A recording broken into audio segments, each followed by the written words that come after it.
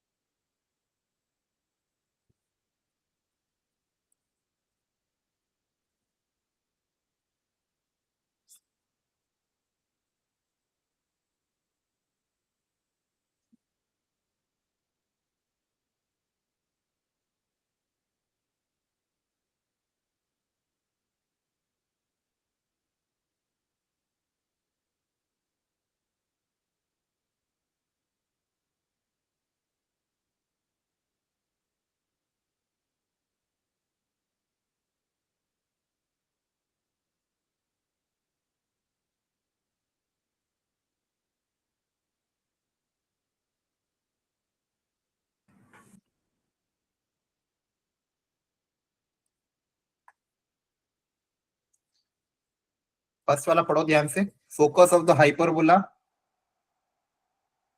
coincide with the focus of the ellipse. Eccentricity of the hyperbola is reciprocal of the eccentricity of the length of the transverse axis of hyperbola is alpha, conjugate axis beta। तो alpha और beta पूछा है।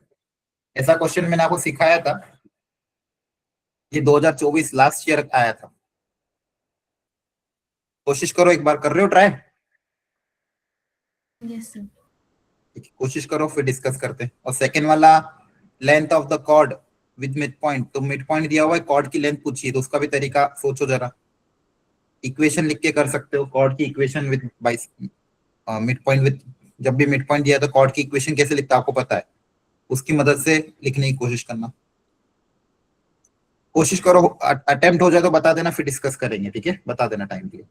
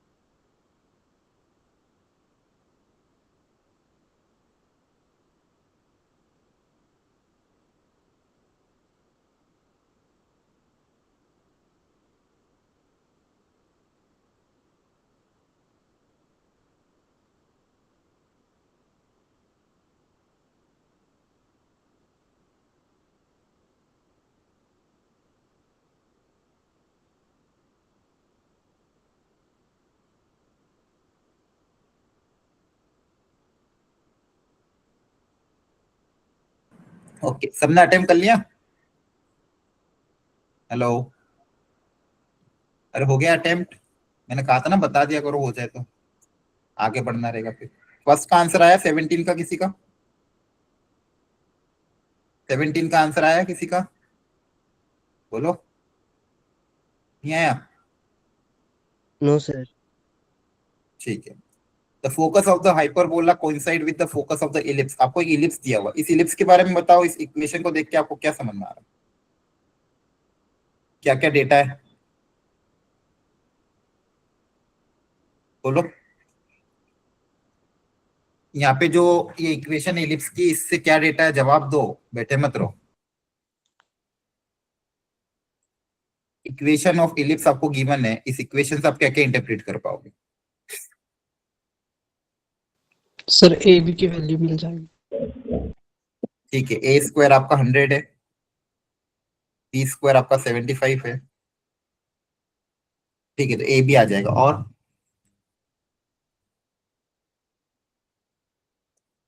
क्या इसका centre कहाँ पे, ellipse का हाँ सर, इसका बता सेंटर कहाँ पे? सर 1,1 का। वन, तो ये बताओ ना, फिर बैठे क्यों रह रहे हो? आपको नहीं अटेंड करनी क्लासेस तो बोल दो, एंड कर देते प्रोग्राम। 1,1 पे आपका सेंटर है, शिफ्ट किया है ओरिजिन को। सेंटर 1,1 पे शिफ्ट हुआ है ना, x-1 y-1। एक्सिस अभी भी स्टैंडर्ड इलिप्स ही है, axis parallel to X axis ही है। सॉरी, हाँ, पैरेलल टू एक्स एक्सिस ही है। और सेंटर आपका 1,1 पे, ये सेंटर ऑफ द इलिप्स है। यहाँ पे कहीं ना कहीं इलिप्स बनेगा।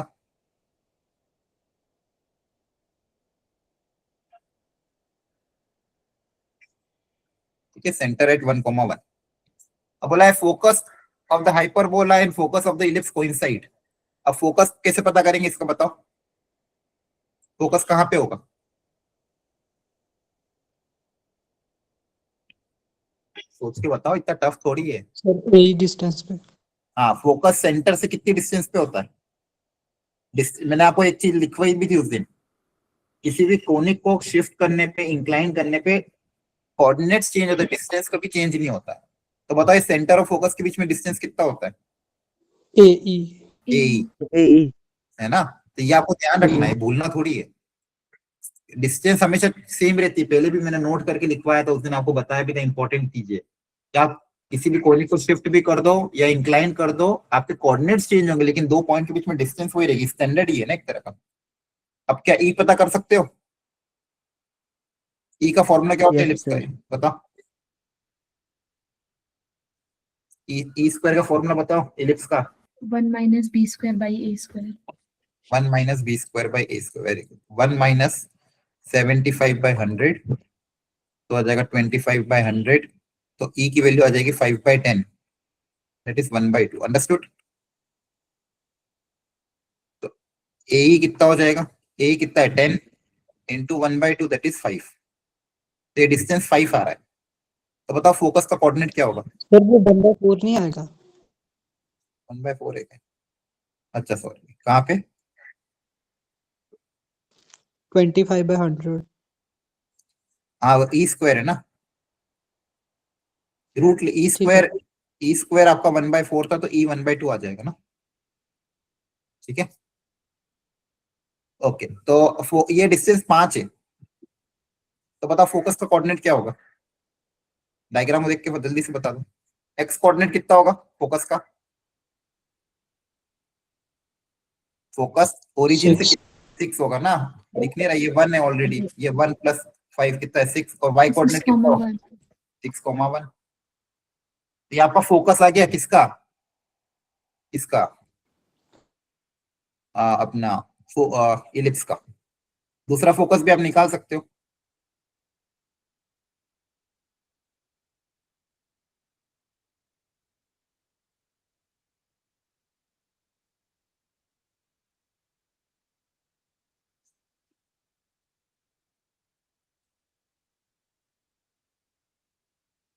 दूसरा फोकस भी 5 डिस्टेंस पीछे होगा, फिर जरूरत नहीं, फिर भी लिख देता हूँ।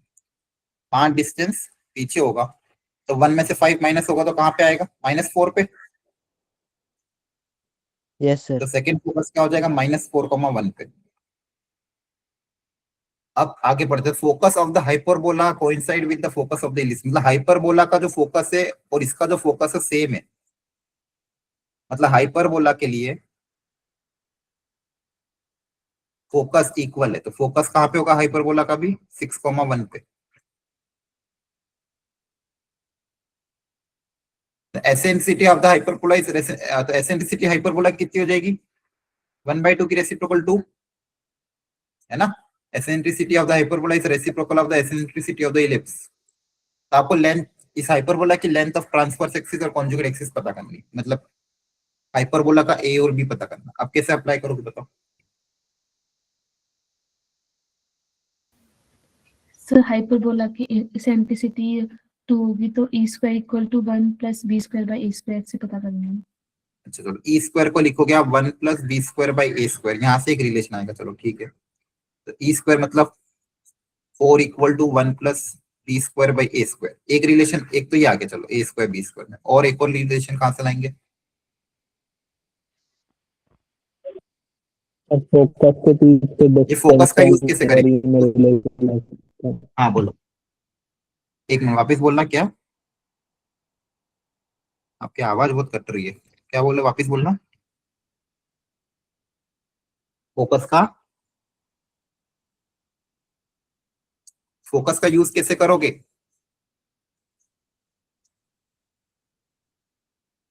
फोकस दोनों के कोइंसाइड कर रहे हैं।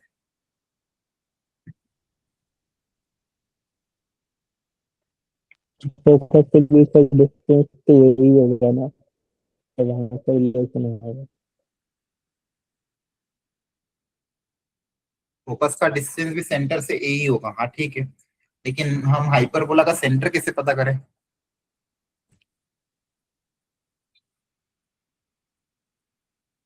दोनों फोकस के बीच के डिस्टेंस बोल रहे हो आप क्या।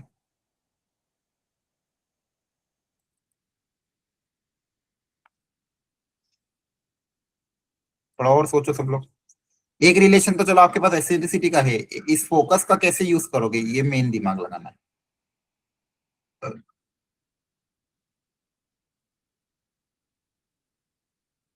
देखो, दोनों फोकस कोइंसाइड कर रहे हैं, हाँ है ना। हाइपरबोला के दोनों फोकस यस सर। सेम होंगे, ठीक है। तो वापस से डिस्टेंस दोनों फोकस के बीच की क्या होगी हाइपरबोला के केस में भी 2AE के बराबर। हाइपरबोला में भी दोनों फोकस के बीच में डिस्टेंस का फॉर्मूला क्या होता है 2AE। बताओ इन दोनों के बीच में डिस्टेंस फॉर्मूला अप्लाई करो, कितना आएगा 6 और -4 का कितना डिस्टेंस हो जाएगा 10। Yes sir. अंडरस्टूड। यहाँ पे E की वैल्यू हमारे पास 2 गिवन है, तो A कितना आ जाएगा 10/4, 5/2। अंडरस्टूड, A 5/2 आ गया। अब यहाँ पे A की वैल्यू रखेंगे तो B आ जाएगा 3 इक्वल टू बी स्क्वायर। ये 3 हो जाएगा, B square equal to 3 into A square. तो बी स्क्वायर कितना आ जाएगा 3 into A square. A square मतलब 25/4, कितना आ जाएगा ये 75/4। तो बी स्क्वायर पता चल गया, और ए स्क्वायर भी आ जाएगा। यहाँ से ए स्क्वायर कितना आ जाएगा 25/4। ए स्क्वायर आ रहा 25/4, बी स्क्वायर आ रहा 75/4। अब हमें पूछा था लेंथ ऑफ ट्रांसफर्स एक्सिस, तो बताओ ट्रांसफर्स एक्सिस की लेंथ कितनी होती है alpha. Length of transverse axis hyperbola में सर 2। बोलो 2A। 2A 2A 2A। और कॉन्जुगेट एक्सिस की लेंथ 2B। पूछा 3α², तो अल्फा स्क्वायर कितना हो जाएगा 4A², और बीटा स्क्वायर हो जाएगा 4B²।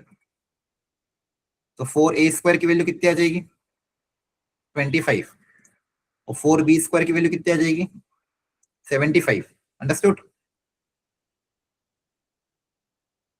बोलो, तो अल्फा स्क्वायर पता चल गया, बीटा स्क्वायर पता चल गया। यहाँ वैल्यू रख के देखना एक बार आंसर आ रहा है कि नहीं। तो 3 into 75 plus 2 into 75। Understood. Yes sir.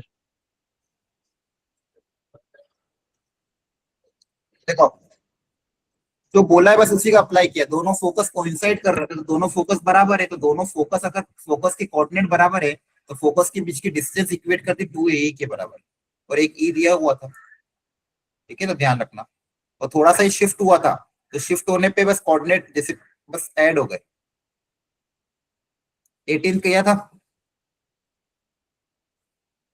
18 का आंसर आया किसी का? देखो ध्यान से, 18 बहुत फंडामेंटल और इंपॉर्टेंट क्वेश्चन है। मैंने आपको कहा था length equation of chord bisected important है। Length of the chord of the ellipse whose mid point is 1,2। मुझे ये बताओ इक्वेशन ऑफ कॉर्ड बाइसेक्टेड का मिड पॉइंट अगर पता हो तो कॉर्ड की इक्वेशन कैसे सर लिखेंगे? T equal to S1। Equal to S1। एक ही बच्चे को पता है क्या? बाकी बच्चे क्या टाइम पास करने के लिए आते हो? आंचल, अनुज, आर्यन, मनीषा, नितांत, संदीप, सिमरन, उमित, आप लोगों को आंसर नहीं पता रहता या फिर आपको बोलना सही नहीं लगता?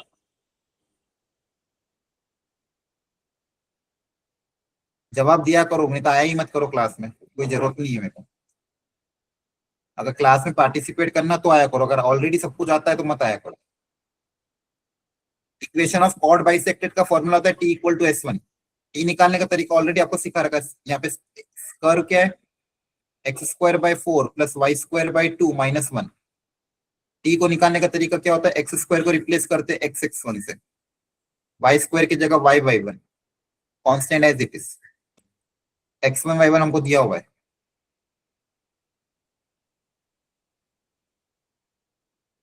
x/4 y/4 minus 1 equal to 0। ये टी की इक्वेशन है। S1 निकालने का तरीका, x की जगह x1 रख दो, y की जगह y1 रख दो।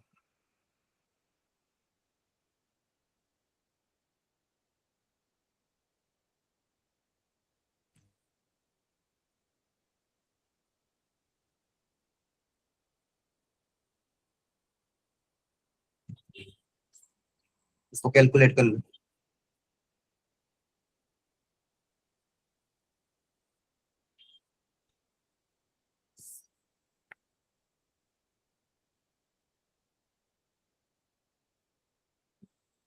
कैलकुलेशन चेक कर लेना। तो इक्वेशन ऑफ कॉर्ड आ जाएगी T equal to S1। T equal to S1।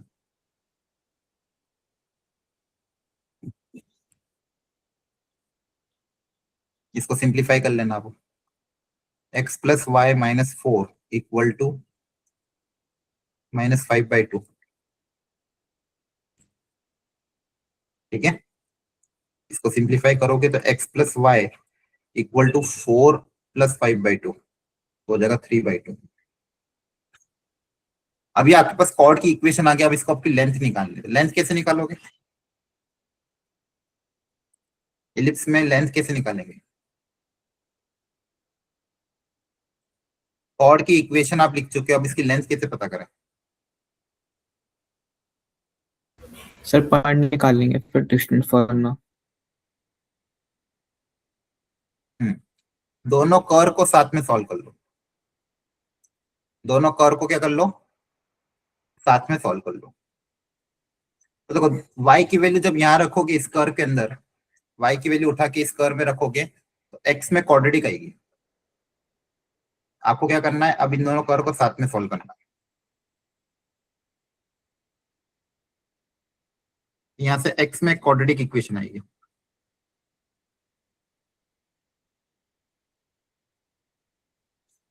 उस x के जो क्वाड्रेटिक इक्वेशन है उसके दो रूट्स होंगे, x1 और x2। अब किसी एक का कोऑर्डिनेट x1 होगा, दूसरे का कोऑर्डिनेट x2 होगा। उस x1 x2 के करस्पॉन्डिंग आपके पास दो वैल्यू होगी y1 y2। अब डिस्टेंस फॉर्मूला भी जो अप्लाई करोगे, अब देखो यहाँ पे डायरेक्ट शॉर्टकट है। आपको ऑलरेडी पता आपको चाहिए क्या? डिस्टेंस चाहिए। डिस्टेंस चाहिए मतलब आपको इसकी वैल्यू चाहिए √ऑफ x2 माइनस x1 का whole square plus y2 minus y1 का होल स्क्वायर। तो कोऑर्डिनेट नहीं भी निकले, बस आप इक्वेशन की मदद से भी डायरेक्ट लिख सकते हो, सम ऑफ द रूट और प्रोडक्ट ऑफ द रूट की मदद से। आपको पता है डिफरेंस ऑफ द रूट कैसे लिखते हैं? ऑलरेडी पता है ना। x2 माइनस x1 को कैसे लिखोगे, x2 प्लस x1 का whole square minus 4x1 x2। इसी तरह से y2 माइनस y1 को भी लिख दोगे। तो यहाँ से जो x में क्वाड्रेटिक आएगी उसका सम ऑफ द रूट यहाँ रख देंगे, प्रोडक्ट ऑफ द रूट यहाँ रख देंगे, इससे कैलकुलेशन आसान हो जाएगी। अंडरस्टूड? तरीका समझ में आया? Yes sir.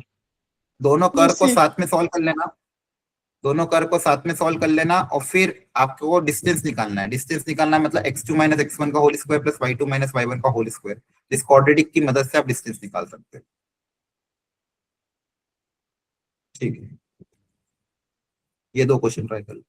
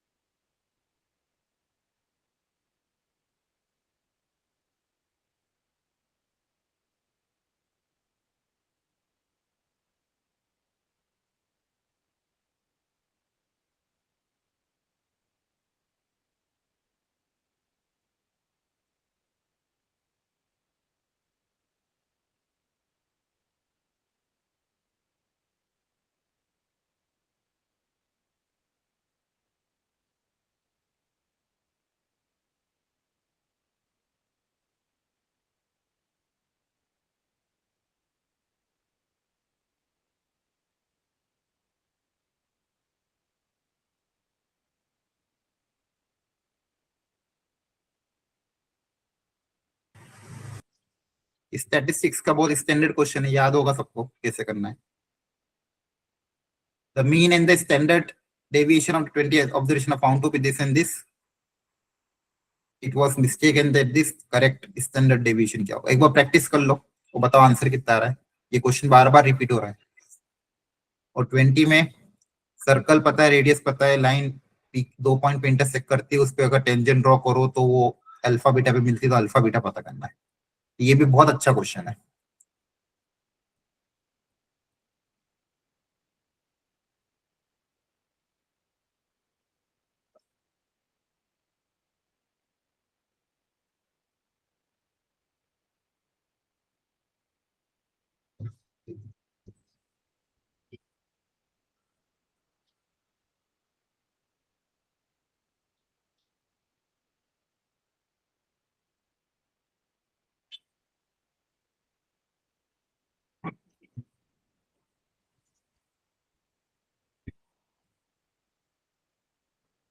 ये जो 20 क्वेश्चन है ये भी अपने आप में एक स्टैंडर्ड क्वेश्चन है। इसका तरीका आपको आना चाहिए, तो मैंने आपको सर्कल की वर्कशीट में भी दिए थे।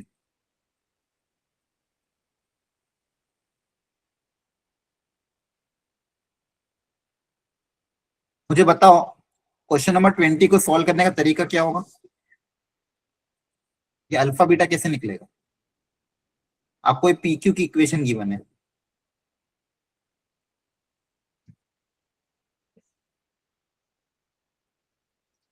बोलो,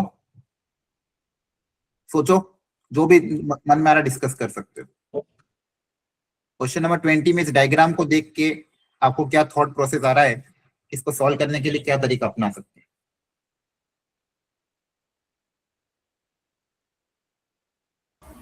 सर पॉइंट निकालेंगे सबसे पहले। कौन सर सा पी point? और क्यू।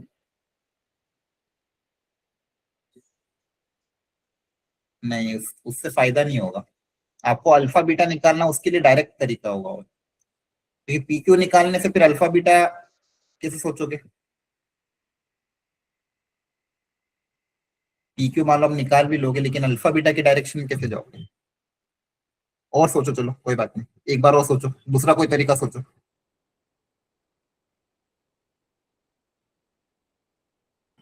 सब लोग लगाओ दिमाग, जो मन में आ रहा है डिस्कस करो, गलत होगा चलेगा, डिस्कशन इज इंपॉर्टेंट, तभी आपको गलती पता चलेगी।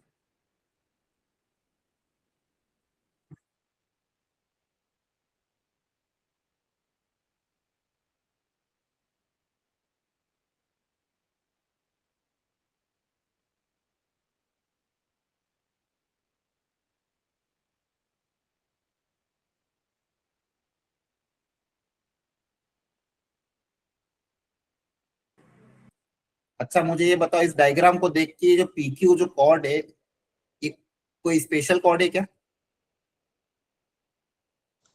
Cord of contact. ओके, हो गया। आपको ये पहले करेक्शन ये अल्फा डायग्राम मैंने से ऑलरेडी पहले भी निकाल सकते हैं।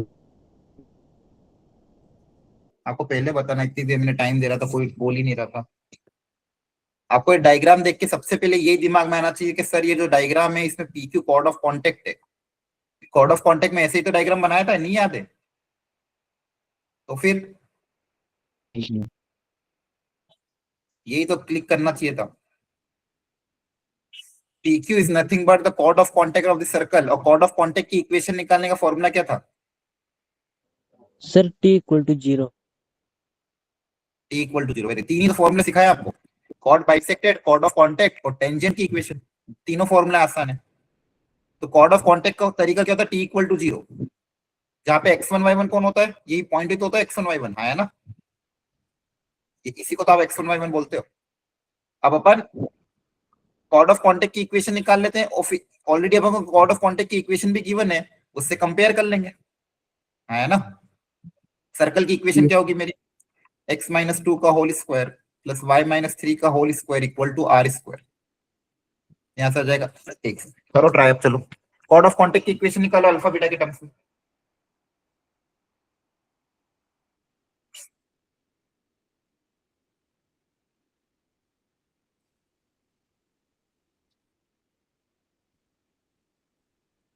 कॉर्ड ऑफ कॉन्टेक्ट की इक्वेशन निकालो, इसको x1 y1 मान के।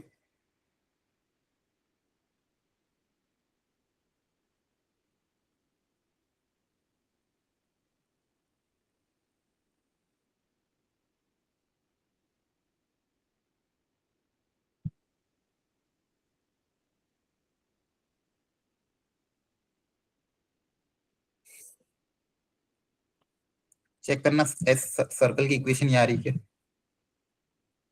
अब t की इक्वेशन क्या हो जाएगी? x1 की जगह अल्फा x1।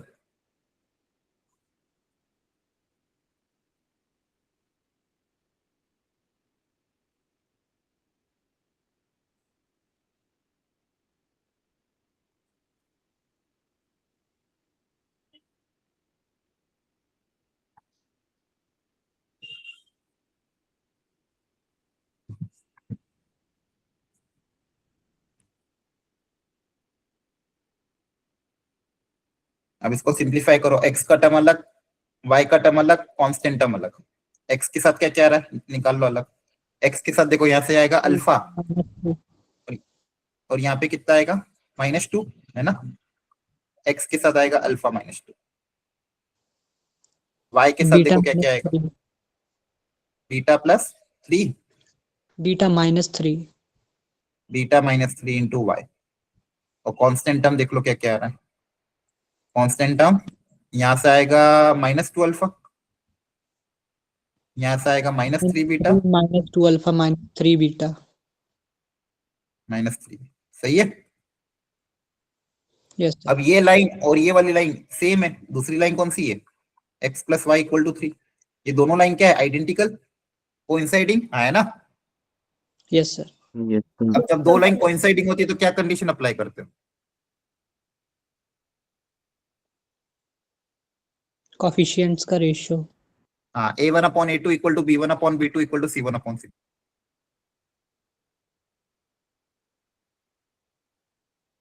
है ना।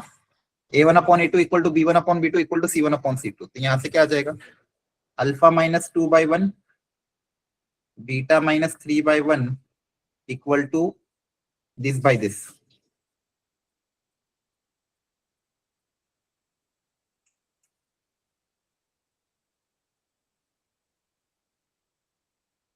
पहले दो को इक्वेट करोगे एक रिलेशन आएगा, पीछे के दो को इक्वेट करोगे दूसरा रिलेशन आएगा, दो इक्वेशन दो वेरिएबल अल्फा बीटा आ जाएगा। अंडरस्टूड, एक तरीका ये। कोई समझ में आया कि नहीं आया सबको, यस सर। Yes sir. ठीक है। तो इससे जल्द आपका सही तरीका है, मतलब ध्यान रखना, ये डायग्राम कॉर्ड ऑफ कॉन्टेक्ट का होता है, तो कॉर्ड ऑफ कॉन्टेक्ट का डब्बे डायग्राम है, ऐसे होगा।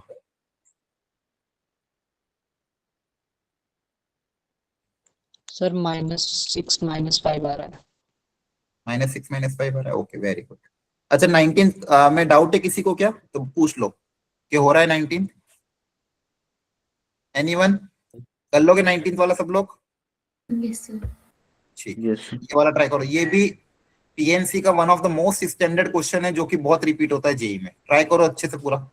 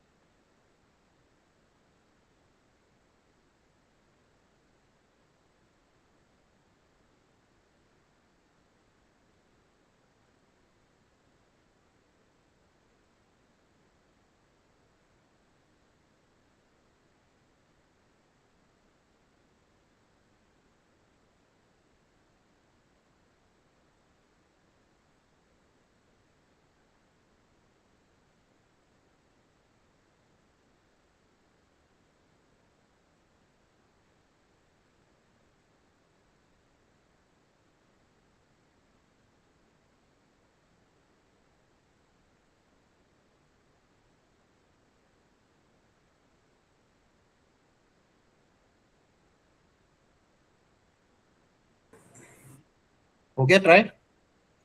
Number of ways in which 5 alphabet can be selected from the letter of the word mathematics. मुझे एक बार बताना टोटल लेटर कितने हैं? टोटल कितने हैं? 11.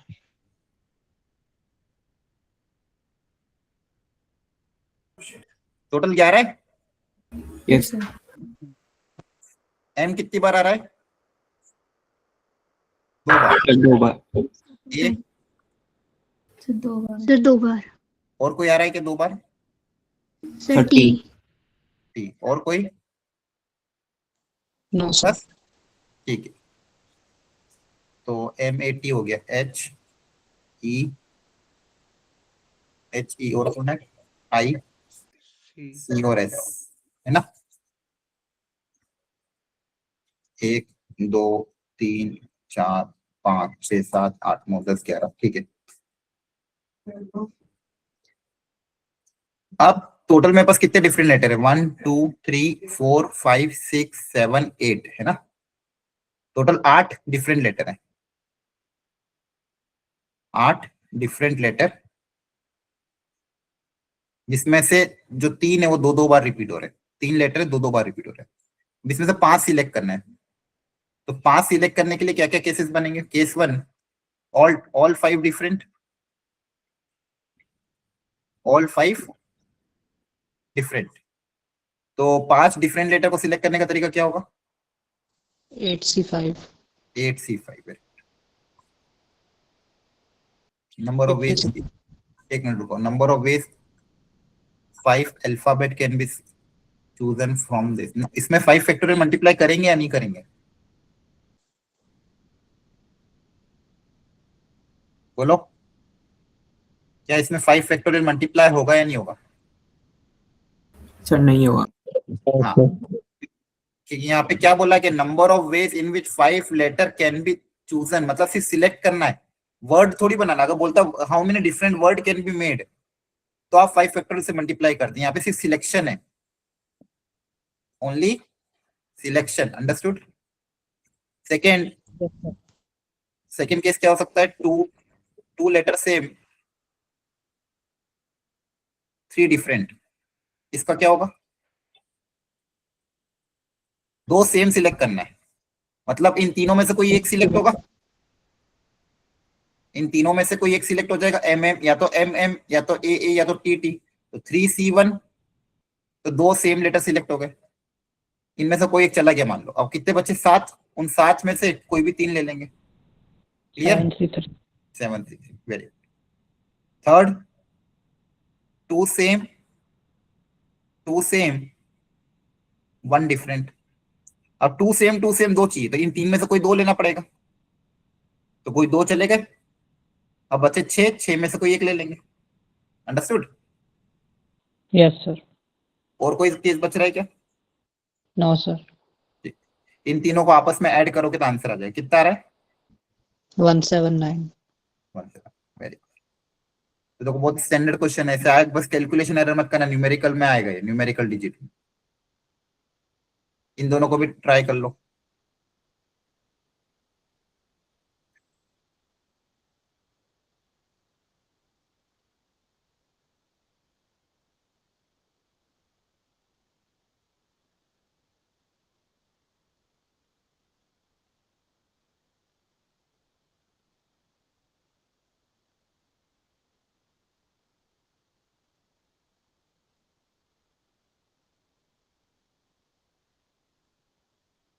सर केस थर्ड समझा दो एक बार.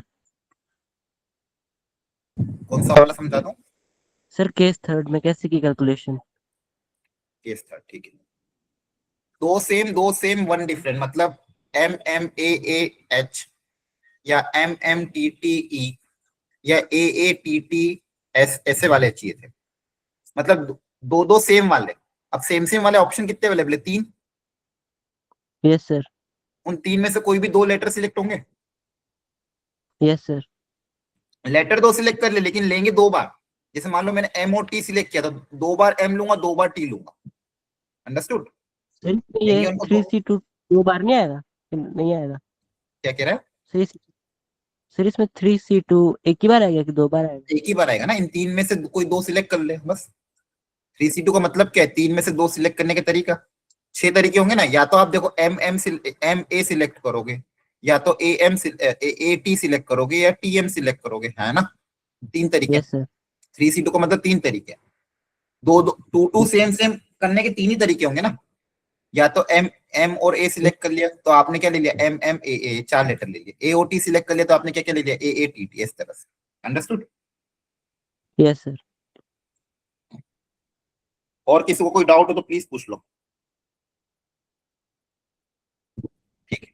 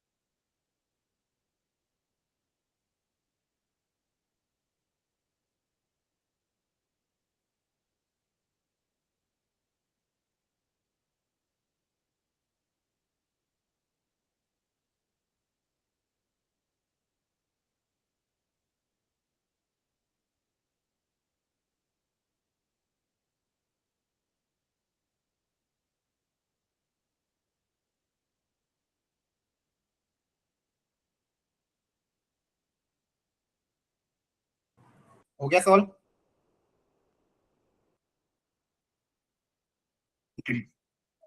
24 का क्या आ रहा है? सर 12। अच्छा, बाकी लोग भी निकाल लो।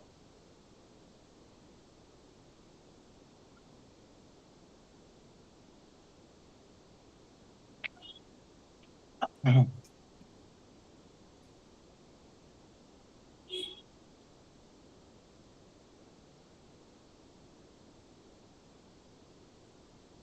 7 की पावर 103 को 17 से डिवाइड करना है। अच्छा क्वेश्चन था ये। तो जनरली हम क्या सोचते थे ऐसे टाइप के क्वेश्चन में, कि 7 की कौन सी पावर 17 के मल्टीपल के आसपास होगी। तो आपको नहीं समझ में आता है, फंडामेंटल से पावर ऑफ 7 लिख लो, मल्टीपल ऑफ 17 लिख लो, और जो सबसे पास हो उसको उठा लो। 7 की पावर पहले लिख लेते हैं, उसके आसपास के मल्टीपल लिख लेंगे। 7, 49, अगला क्या होता है 343। यस। तो इनके आसपास 17 के कौन कौन से मल्टीपल है वो लिख लो।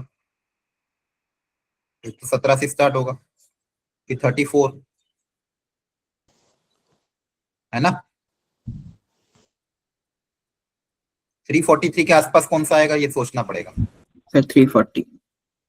340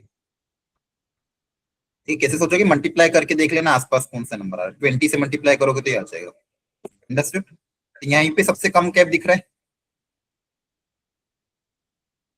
ये क्या है 17, 7 की पावर 3। तो 103 को अगर 3 से डिवाइड करोगे तो यहाँ से 3 से डिविजिबल सर नहीं, एक 7 अलग 103 3 से डिविजिबल क्या हुआ? एक 7 अलग कर लेंगे फिर। हाँ एक 7 अलग कर लेंगे ताकि 102 आ जाए। 102 जो है वो 3 से डिविजिबल है। इसका क्या हो जाएगा? सर अगर 51 माइनस 2 करेंगे तो 2 का डिफरेंस आएगा। अच्छा 51 भी था, हाँ हाँ हाँ सॉरी एक लिखना भूल गया था। 34 के बाद अगला क्या आएगा? 51। तो फिर ये ज्यादा सही है ना? ठीक है, अंडरस्टूड। Yes sir. 34 के बाद अगला मल्टीपल क्या था? 51, तो 51 ज्यादा पास है। यहाँ से 7 की पावर 2 अलग कर लो, 49 आ जाएगा। 49 को 51 के टर्म्स में लिख देते हैं। 51 माइनस 2। अब ये पूरा एक्सपेंशन होगा, शुरू से लेके सेकेंड लास्ट टर्म तक 51 का मल्टीपल होगा। और बस लास्ट टर्म लिख दो। लास्ट टर्म क्या होगी? NCN -2 की पावर 51, हाँ है ना? बोलो, यहां तक समझ में आया?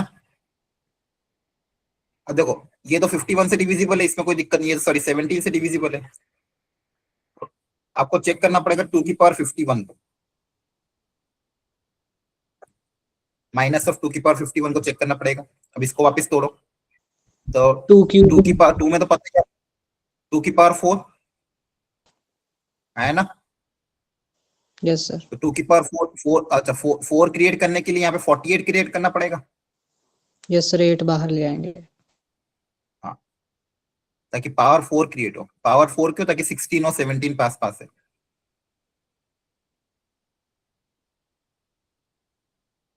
तो जगह 16 को वापस के लिखोगे 17 माइनस 1। वापस शुरू से लेके लास्ट टर्म तक 17n, और लास्ट टर्म क्या हो जाएगी आपकी? -1। -1। लास्ट टाइम आपकी क्या हो जाएगी? -1। यहां तक समझ में आया एवरीवन? तो देखो आपका जो नंबर था उसको आपने फाइनली देखो कैसे लिख दोगे। 7 की पावर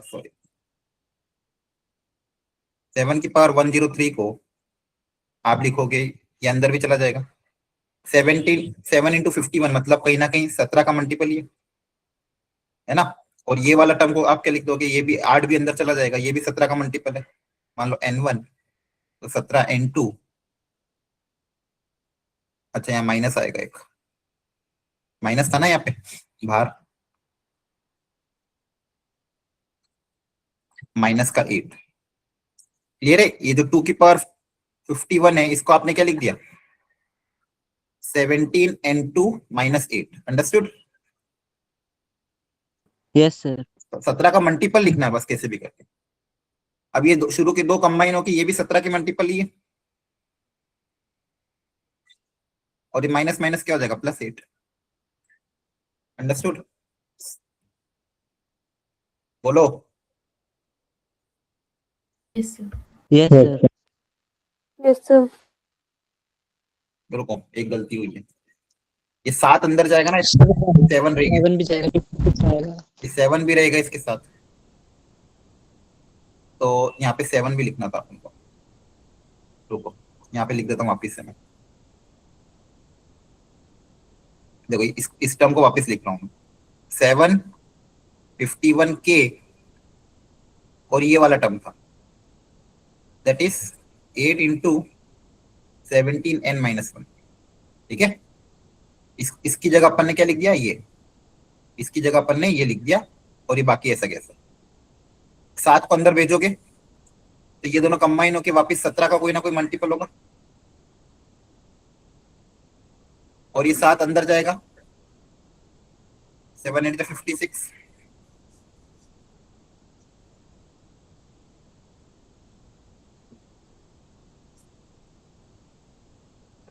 और 56, ये 17m। अब 56 को कैसे तोड़ेंगे? 17 के आसपास कौन सा 56? सर 51। 51 आया ना? यस ये Yes. पूरा क्या हो जाएगा 17n प्लस 5, रिमाइंडर 5 आ रहा है, चेक कर लो कैलकुलेशन। अंडरस्टूड है? अच्छा था क्वेश्चन, Yes, sir. कैलकुलेशन और चेक कर लेना, कहीं देख लेना। तो आपको यहाँ पे दो दो हिस्सों में तोड़ना पड़ा, गैपिंग 1 की नहीं आ पा रही थी, तो 1 की गैपिंग नहीं आ रही थी, फिर 2 की गैपिंग थी, तो 2 की गैपिंग से फिर 1 की गैपिंग सिलेक्ट करी। अंडरस्टूड? Yes, sir. सर वहाँ माइनस नहीं आएगा 51k के बाद, उधर तो प्लस ही नहीं आएगा। कहाँ पे? सर लास्ट में जो 7 की पावर 103 को लिखा है आपने, उधर तो 51k प्लस नहीं आएगा।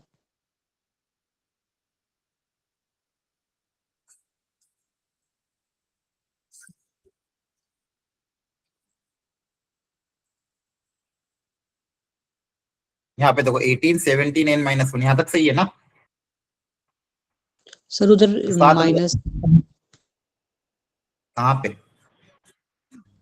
सर जो आपने थर्ड कॉलम में लिखा है, लास्ट कॉलम में लिखा है सबसे पहले, क्या लिखा? सर जो रेड पेन से लिखा है 7 की power 103 is equal to 7 into 51k plus में आएगा उसके आगे। नहीं नहीं, यहाँ पे देखो ये माइनस था ना, -2 की पावर 51, तो ये माइनस बाहर आ जाएगा। क्यों? आपने 2 की पावर 51 की वैल्यू निकाली ना, तो ये माइनस बाहर आएगा ना। सर वो ब्रैकेट के अंदर 17n प्लस 1 है। अच्छा, ब्रैकेट के अंदर +1 है, हाँ यहाँ पे पावर इवन है ना, तो ये +1 रहेगा, यहाँ पे +1 आएगा। हाँ, ये +1 कर लो बोलिए, तो ये माइनस हो जाएगा। तो -56 को क्या लिखोगे? -51 -5, ठीक है? यहाँ तक समझ में आया? बोलो। अब -5 आया, तो -5 को प्लस कैसे कन्वर्ट करोगे? सिखाया था, 17 ऐड करेंगे, 17 सब्सट्रैक्ट कर देंगे, तो ये दोनों कंबाइन हो जाएंगे, और इन दोनों का क्या आ जाएगा 12। अंडरस्टूड? यहाँ पे प्लस आएगा, यहाँ पे गलती हुई थी, देखो ध्यान से, -1 की पावर 12 होगा ना, लास्ट टाइम क्या होगा, -1 की पावर 12, तो +1 हो जाएगा। Understood? Okay,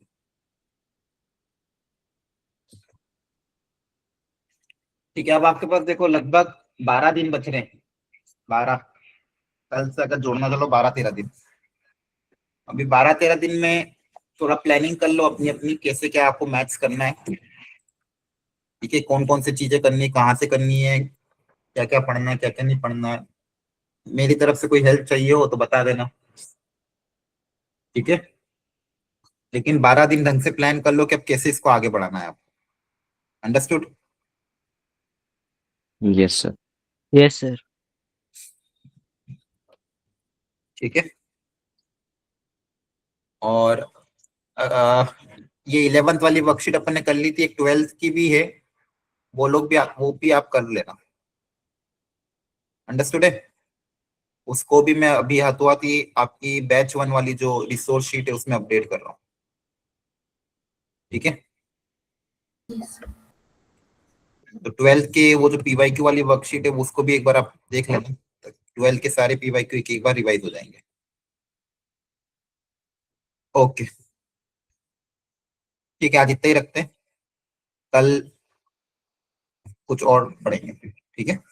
okay, thank you.